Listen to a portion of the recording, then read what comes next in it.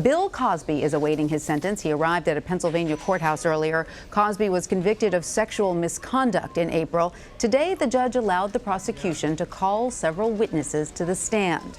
And Kenneth Craig joins me now from outside the courthouse there in Norristown, Pennsylvania. Hi, Kenneth. Good to see you. So the prosecution is calling for Cosby to be registered as a sexually violent predator. What does that mean exactly?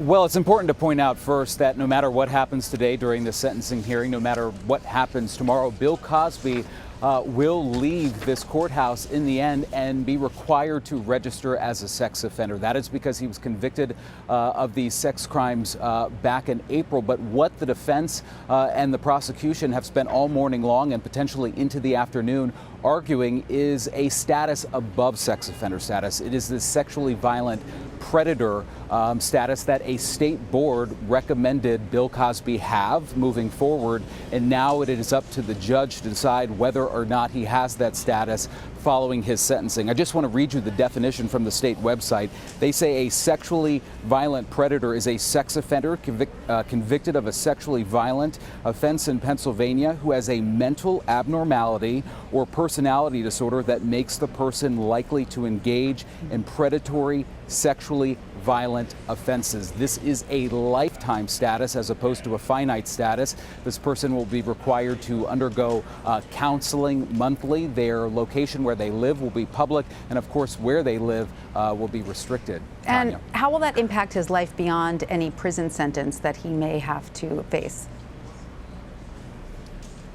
Well, we're still waiting to see what, in fact, he is sentenced to. They need to get this sexually violent predator status argument and hearing out of the way first. We understand this afternoon we're going to begin some of those victim impact statements, the testimony related to the sentence himself. Bill Cosby is facing up to 10 years for each count. He was convicted on 3 counts with the potential up to 30 years in prison, but there is no minimum either, so he could be sent home with something as little as probation. But no matter what, how it'll impact his life moving forward, he will be a sex offender, whether or not he's in prison serving that time or if he's at home or somewhere in between remains to be seen, Tanya. And Kenneth, quickly, do we know who may take the stand in the next day or two?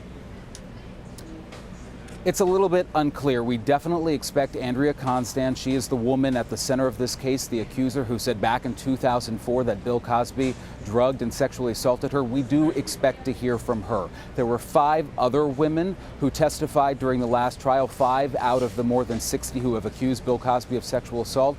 It's up in the air whether or not they will deliver victim impact statements. It's possible. And then we're expected to hear from some folks on his side, people who could testify to his character and the person he is. And then he will be afforded the ability to apologize or make a statement before the sentence is handed down, Tanya. All right, Kenneth Craig in Pennsylvania, thank you.